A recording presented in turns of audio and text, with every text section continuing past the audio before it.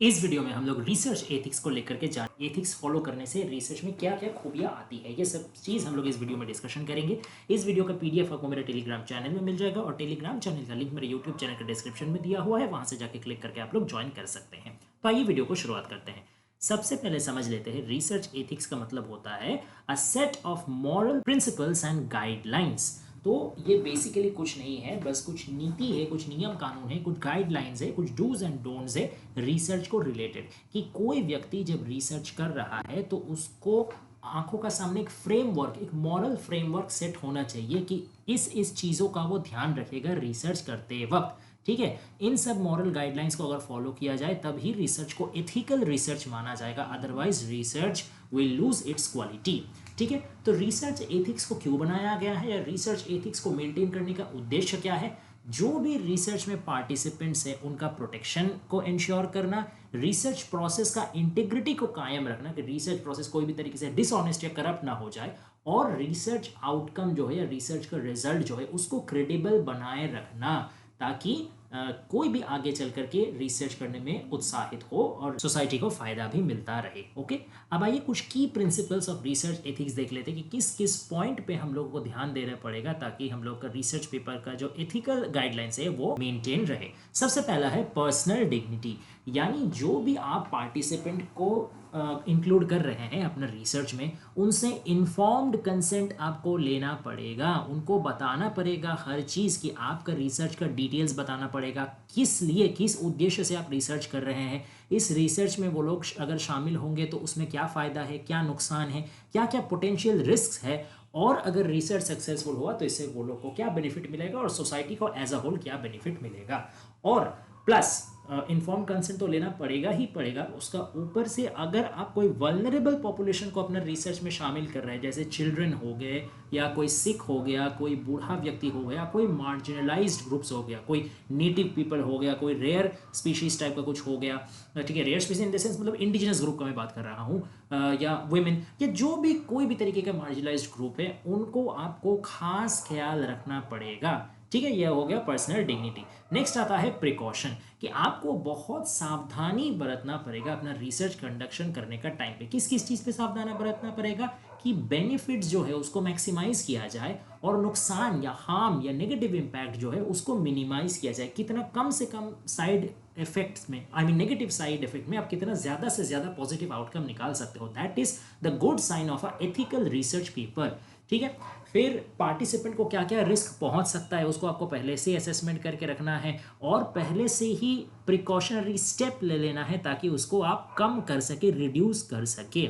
और research design जो आपका है वो काफ़ी साइंटिफिकल होना चाहिए। क्यों? ताकि कोई भी तरीके का पोटेंशियल हार्म को आप रोक सको, ठीक है, या फिर कोई रिसोर्स का वेस्टेज को भी आप रोक सको या रिसोर्स का मिसयूज को भी आप रोक सको। ठीक है, नेक्स्ट है जस्टिस। किस लिहाज से जस्टिस?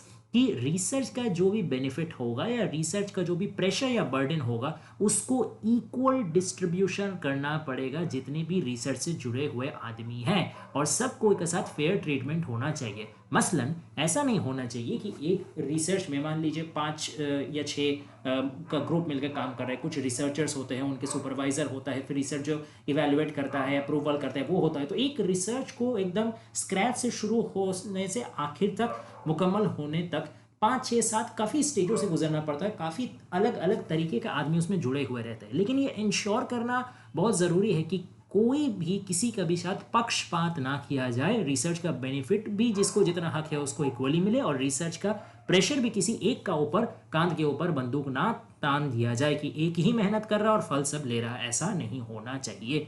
ठीक है, और अनबायस्ड पार्टिसिपेंट सिलेक्शन होना चाहिए, ये बहुत जरूरी। पार्टिसिपेंट का रिक्रूटमेंट में या रिसर्चर का रिक्रूट में कोई भी तरीके का कोई बायस काम नहीं करना चाहिए। कोई पैसा ज्यादा दे दिया तो उसको पहले मौका दिया, कोई और तरीके का कोई फेवर दे दिया तो उसको पहले मौका दिया, या फिर आप अपना पॉइंट ऑफ व्यू से जो मिलता है, आपका आपका रिलीजन से जिसका रिलीजन मिलता है, आपका पॉलिटिकल व्यू पॉइंट से जिसका व्यू पॉइंट मिलता है, आपका स्टेटस से जिसका स्टेटस मिलता है, उसको आप ज्यादा प्रेफरेंस दे रहे हैं, बाकी को कॉर्नर साइड कर दे रहे हैं, दैट विल नॉट डू।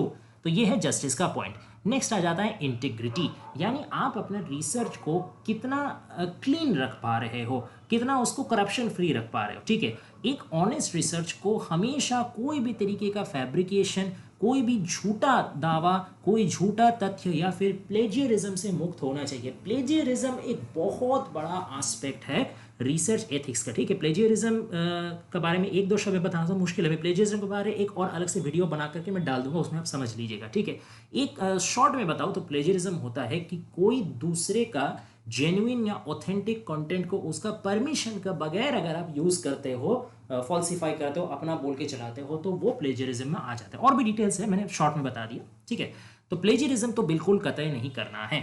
और आपको ये भी ध्यान रखना है कि जो भी फाइंडिंग्स आपको पता चल रहा है रिसर्च के दौरान, आउटकम के दौरान, एनालिसिस के दौरान, उसको ट्रूथफुली रिपोर्ट करना बहुत ज़रूरी है। और उसमें जो भी कुछ लिमिटेशंस है, जो भी कुछ एरर्स हो सकते हैं, उसको भी रिकॉर्ड करना बहुत ज़रूरी है। नेक्स्ट पॉइंट आ जाता है अकाउंटेबिलिटी एंड ट्रांसपेरेंसी। इसका अश्योर करने के लिए आपको क्या क्या करना पड़ेगा? Detailed and accurate record maintain करना पड़ेगा पूरा रिसर्च प्रोसेस का, एकदम शुरुआत से लेकर डेटा कलेक्शन से लेकर लिटरेचर रिव्यू से लेकर के मेथोडोलॉजी से लेकर के सारा, जैसे जैसे आप एनालिसिस करते चलते और एकदम अंत में पहुंचते हैं, तो ये सारा स्टेप बाय स्टेप प्रोसेस को आपको डिटेलली लिख करके रिकॉर्ड करके रखना है, ताकि आगे चल करके कोई भी स्टेप में आप अकाउंटेबल हमेशा रहो। अकाउंटेबल मतलब होता है कोई भी चीज़ के लिए रिस्पॉन्सिबल। आप अगर कोई चीज़ लिखे हो, आप अगर कोई चीज़ चुने हो, तो उसका संपूर्ण दायित्व आपको लेना पड़ेगा कि आप सब समझ बूझ के ही लिखे हो। तो अगर आप सब चीज़ का डिटेल रिकॉर्ड मेंटेन नहीं करोगे तो अकाउंटेबिलिटी सही से फुलफिल नहीं हो सकेगा। मेथोडोलॉजी एक्सप्लेन करना पड़ेगा, फाइंडिंग्स को मेंशन करना पड़ेगा, और ताकि वो रिप्रोड्यूस किया जा सके, यानी आप इस तरीके से अपना रिसर्च करिएगा ताकि उससे प्रोत्साहित होकर कोई अगर और आपका मेथड को फॉलो करना चाहे तो वो फॉलो कर सके। उतना ही डिटेल्स में आपको लिखना पड़ेगा जिससे कि एक व्यक्ति को पूरा समझ में आ जाए कैसे कैसे क्या क्या करना है, ठीक है। और कोई अगर कॉन्फ्लिक्ट ऑफ इंटरेस्ट हो रहा तो उसको भी आपको डिस्क्लोज करना चाहिए, ठीक है। जैसे मान लीजिए आप रिसर्च के लिए कोई कंटेंट यूज़ कर रहे हैं, या आप रिसर्च ऐसा कोई पार्टिसिपेंट के साथ कर रहे हैं जिसमें शायद कोई कॉपीराइट इन्फ्रिंजमेंट हो सकता है या कोई और कॉन्फ्लिक्ट ऑफ इंटरेस्ट हो सकता है, तो वो भी आपको एक डिस्क्लेमर के तरीके से बता देना आपका कर्तव्य है। That will ensure, that will guarantee the transparency. Next आता है कॉन्फिडेंशियली एंड प्राइवेसी। ये बहुत ज़रूरी है।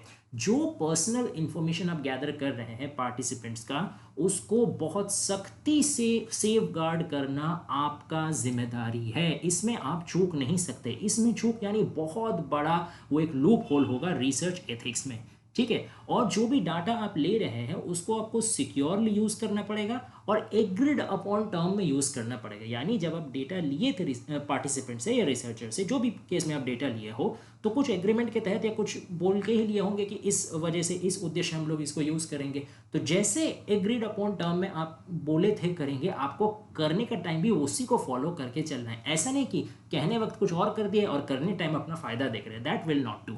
नेक्स्ट आता है सोशल रिस्पॉन्सिबिलिटी, सामाजिक दायबद्धता, ठीक है। जो भी आप रिसर्च कर रहे हो उसका एक एंड ज़रूर होना चाहिए कि वो सोसाइटी को बेनिफिट करे, और जो real world problem, daily life में जो भी प्रॉब्लम्स हम लोग देखते हैं, चाहे वो सोशल प्रॉब्लम हो, फाइनेंशियल प्रॉब्लम हो, कल्चरल प्रॉब्लम हो, एथिकल, स्पिरिचुअल, एनवायरमेंटल, कोई भी तरीके का प्रॉब्लम हो, उस प्रॉब्लम को सॉल्व करे या प्रॉब्लम को सॉल्व करने का दिशा दिखाए। ये अगर आपका रिसर्च कर सकता है तो that means your research has done it's social responsibility. और ऐसा भी कोई रिसर्च आपको अवॉइड करके चलना है जो कि परिवेश को, समाज को, या कोई भी तरीके का सेंसिटिविटी को, कोई भी टैबू को, कोई तरीके का कोई मनोभाव को हर्ट कर सके, जो समाज का इंटीग्रिटी के लिए खतरनाक साबित हो। और आखिर में एक पॉइंट आपको ये भी ध्यान रखना है कि अगर ये आपको पता कैसे चलेगा कि आप रिसर्च एथिक्स जो है पूरा फॉलो किए हैं कि नहीं किए हैं, इसका एक पता करने का कड़ी ये भी है कि आपको कोलैबोरेशन एनकरेज करना चाहिए। आपका रिसर्च प्रोसेस जो है वो देख करके बाकी भी किसी का अंदर ये जागना चाहिए इच्छा कि ठीक है मैं भी इसमें कोलैबोरेट करूँ या मैं भी इसको लेके आगे चलूँ, ठीक है। और कोई अगर कोलैबोरेट करना चाह रहा है तो आपको एज ए रिसर्च एथिक्स आपको क्या करना चाहिए, उसको एनकरेज करना चाहिए। ऐसा नहीं कि कोई कोलैबोरेट करना चाह रहा है, कोई मदद मांग रहा चाह रहा है, कोई सहायता करना चाह रहा है, कोई गाइड करना चाह रहा है, किसी भी तरीके से कोई कोलैबोरेट करना चाहता हो, कंट्रीब्यूट करना चाहता हो, ऐसा आप नहीं करिएगा कि आप खुद सर्वज्ञानी हैं तो मुझे नहीं चाहिए हेल्प, तुम अपना हिसाब का देखो। ये बहुत ही गलत एटीट्यूड है, ये एक नेगेटिव एथिक्स है, ये आपको कतई नहीं करना है। अगर एथिकल रिसर्च प्रैक्टिस आप फॉलो करके चलते हो तो वो पार्टनरशिप बढ़ाता है, एक इंस्टीट्यूशन से दूसरा इंस्टीट्यूशन, एक रिसर्चर से दूसरा रिसर्चर, एक कम्युनिटी से दूसरा कम्युनिटी का ये मेल बंधन होता है। इससे आपका रिसर्च का क्वालिटी भी बढ़ेगा, इससे आपका रिसर्च का सर्कुलेशन भी बढ़ेगा और एट द एंड सोसाइटी का फायदा भी ज़्यादा से ज़्यादा होगा, ग्लोबल लेवल में होगा। ओके, तो ये सब कुछ था रिसर्च एथिक्स। आशा करते हैं आपको समझ में आया होगा। अगर वीडियो पसंद आए तो लाइक शेयर और सब्सक्राइब कर दीजिए, और कोई भी टॉपिक और चाहिए तो कमेंट कर दीजिएगा, हम लोग उसमें वीडियो बना के डाल देंगे। Thanks for watching guys, please stay tuned.